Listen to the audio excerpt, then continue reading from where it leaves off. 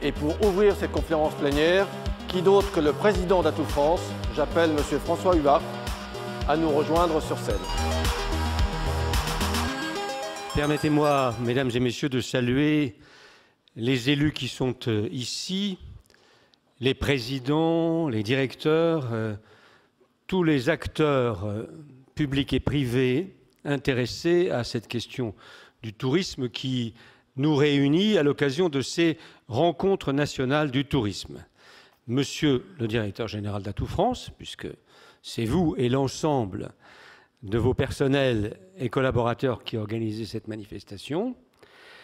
Et je trouve que la dénomination, l'appellation ou le vocable que vous voudrez de rencontre est assez bien choisi, car je ne vois dans cette manifestation rien de statique, je ne vois dans cette manifestation que des échanges, un partage de connaissances, un partage de savoir, d'expérience, et aussi une préfiguration de ce que le marché du tourisme, qui est en constante évolution, exige de la part de l'ensemble des acteurs.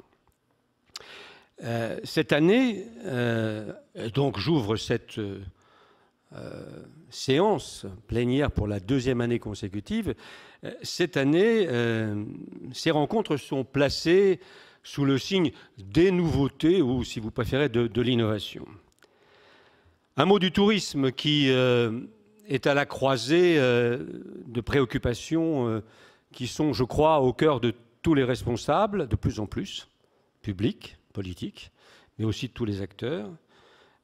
Sur le plan économique, cela va de soi, compte tenu de l'importance du tourisme dans notre économie, mais aussi en raison de la montée des destinations concurrentes aujourd'hui sur l'ensemble de la planète, mais aussi en Europe. Et puis l'expression des visiteurs de ce pays, des touristes, en termes de vacances différentes, en termes de besoins de dépaysement, en termes de recherche d'expériences culturelles, personnelles, qui évidemment sont au cœur et sont les ressorts du tourisme de la France. D'où la nécessité d'adapter l'offre, d'où le bouleversement que nous connaissons des canaux de distribution, d'où la recherche de la qualité, du service, de la sécurité pour les touristes. Ce rendez-vous me semble indispensable pour permettre de progresser dans l'amélioration de l'offre touristique de la France. Comme nous l'avons constaté l'an dernier, il était important et même décisif de mieux valoriser et de mettre en avant les nombreux acteurs qui sont présents et qui s'investissent dans cette journée, à la fois les nombreux experts et intervenants, ils sont plus d'une soixantaine sur des ateliers, des tables rondes, dans la plénière aussi, mais aussi, et j'allais dire presque surtout, les entreprises, les collectivités territoriales, les institutionnels, comme on dit, qui viennent présenter leurs projets ou leurs réalisations avec leur expérience concrète du terrain.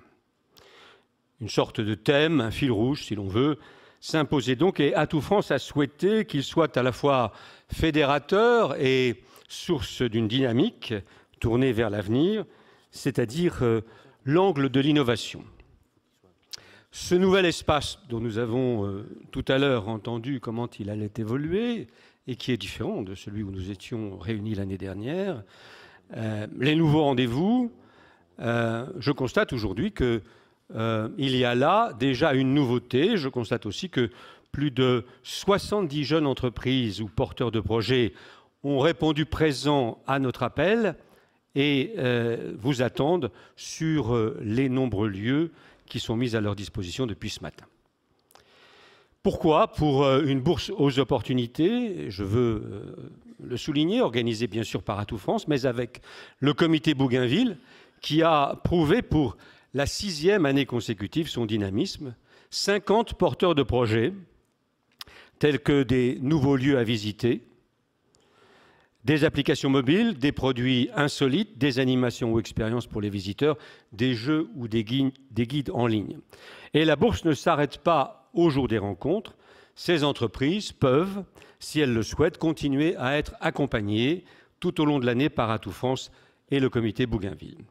Et puis, autre pôle d'intérêt, le pôle financement et conseil du ministère en charge du tourisme, dont je salue aujourd'hui les représentants, avec la présence d'experts sur le design, la création, l'intelligence économique et d'organismes financiers tels que BPI France, le Fonds de développement de la région Île-de-France, France Angels, IDF Capital et Partech International, que nous remercions bien sûr d'être là.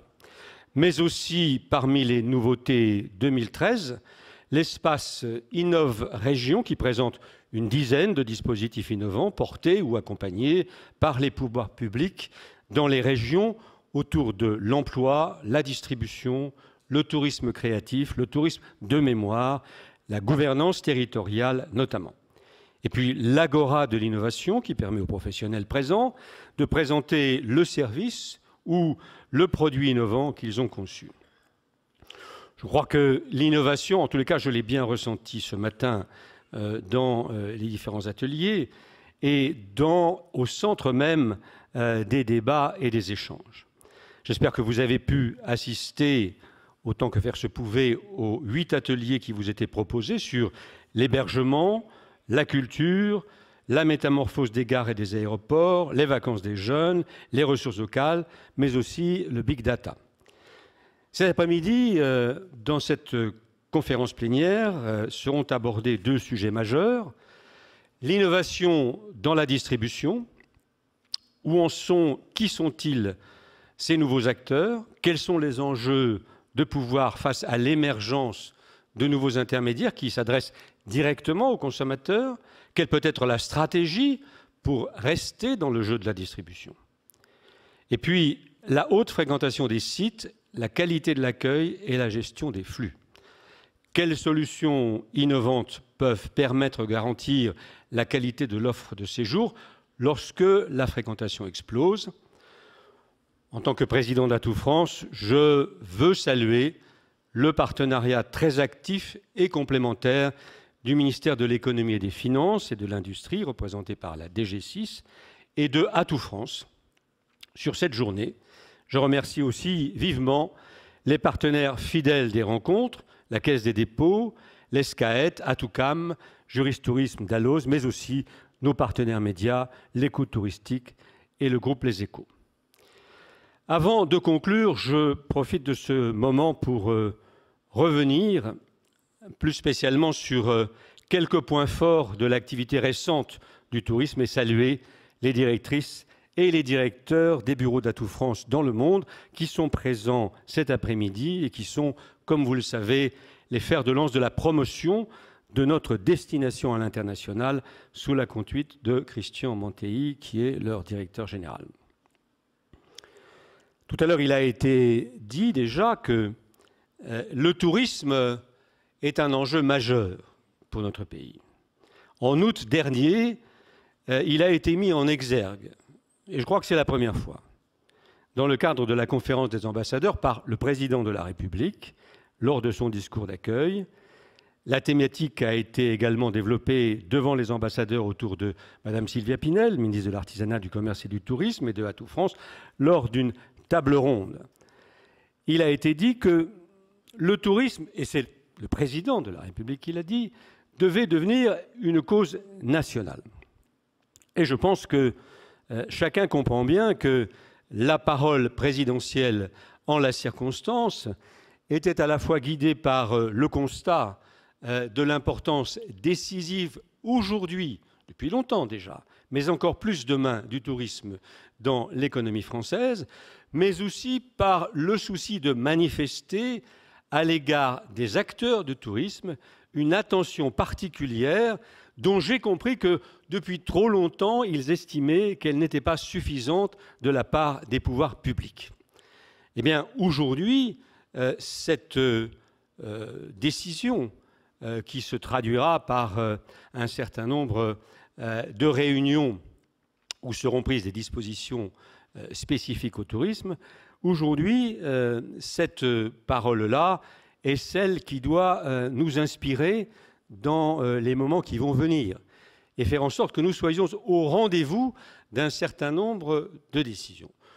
Je le crois d'autant plus que, et j'avais tout à l'heure une conversation particulière et privée avec l'un d'entre vous, au fond la question est sans doute pour vous tous et nous tous, certainement de conserver la part de marché de la France dans l'économie du tourisme mondial.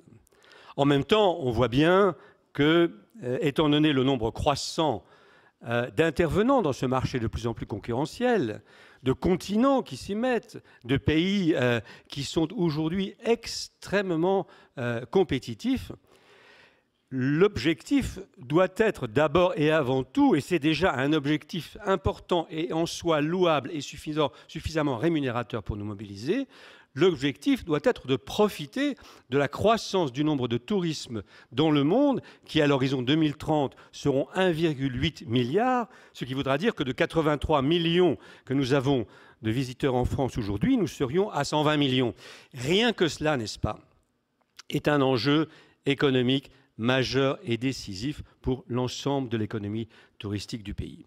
Et je pense que l'innovation permettra, en plus des qualités qui sont celles de la France, son histoire, sa culture, son art culinaire, ses paysages, qui permettra de mieux parvenir à atteindre l'objectif. La saison passée a été au début une saison difficile. La fréquentation finalement touristique a été satisfaisante pour le mois d'août et plutôt encourageante pour le mois de septembre, mais malgré ces constats positifs, la perception de la saison reste mitigée avec un recul marqué de la fréquentation française, parfois compensée par les clientèles internationales, et une baisse des budgets alloués aux vacances qui s'est notamment ressentie, et nous le savons bien, au sein des hébergements, dans la fréquentation des hôtels et des meublés de tourisme pour certains espaces touristiques. Mais globalement, la saison estivale dans son ensemble, la fréquentation internationale en particulier, a été mieux perçue et plus forte que celle des Français.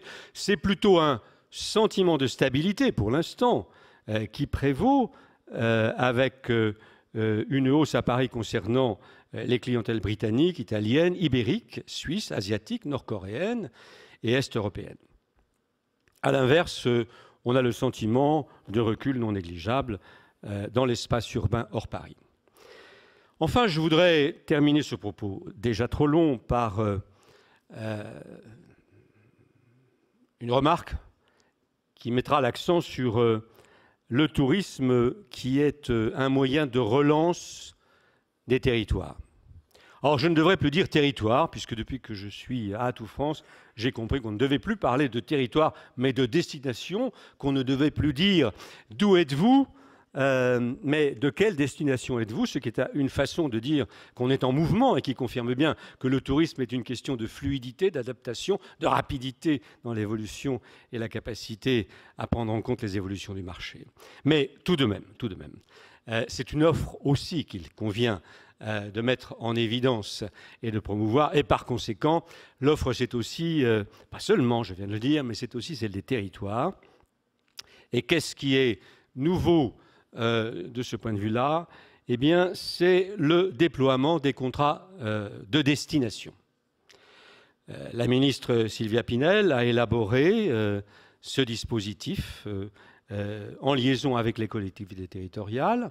Elle a déjà signé 2 contrats de destination, tourisme d'itinérance et tourisme d'affaires, durant l'été. Il y a maintenant plus d'une trentaine de demandes de contrats de destination auprès d'Atout France pour le développement du tourisme. Et je crois d'ailleurs que cela devrait, selon moi, mais selon moi seulement pour l'instant, être un des axes majeurs des décisions qui seront prises dans les semaines qui viennent, puisqu'au fond, c'est bien, s'agissant du tourisme, la mobilisation de l'ensemble des moyens des partenaires, et pas seulement de l'État, mais des collectivités territoriales, mais des acteurs privés qu'il faudra atteindre pour créer ces destinations suffisamment attractives pour les pays européens d'abord, mais aussi pour des pays plus lointains. Je crois donc que j'ai le sentiment que ces assises, ce que j'en ai vu aujourd'hui, ont montré que le secteur du tourisme est un secteur riche d'idées, riche d'innovations. Il y a de nombreux problèmes. Il faut travailler à les résoudre. Mais en tous les cas, il faut aller de l'avant. Et il faut le faire ensemble. Et donc, je crois que c'est la confirmation que ce type de rencontre a plus que jamais son utilité. D'autres réunions seront organisées au niveau gouvernemental et ensuite à des niveaux intermédiaires, je dirais. J'espère qu'elles seront productives. En tous les cas, nous aurons tout à l'heure le plaisir d'accueillir Madame Sylvia Pinel, qui nous rejoindra et qui conclura cette journée. Je la remercie au nom d'Atout France, en votre nom à tous, de manifester ainsi l'intérêt qu'elle porte au tourisme. Je vous souhaite à toutes et à tous de bonnes rencontres. Je vous souhaite à tous et à toutes surtout un tourisme qui vous soit profitable, il faut dire les mots tels qu'ils sont, et aussi un tourisme qui vous soit agréable à pratiquer, car au fond, dans la mondialisation tant critiquée, parfois aussi tant souhaitée, en tous les cas pour la France, le tourisme est un argument d'influence économique, mais c'est aussi un argument d'influence de civilisation, de culture, une prolongation de notre histoire. Après tout, il n'y a pas tant de pays qui aient une histoire aussi universelle que la France, et puisque le tourisme est déjà et sera demain universel, je pense que nous avons vocation à être dans l'excellence de ce point de vue. Je vous remercie. Merci, Monsieur le Président.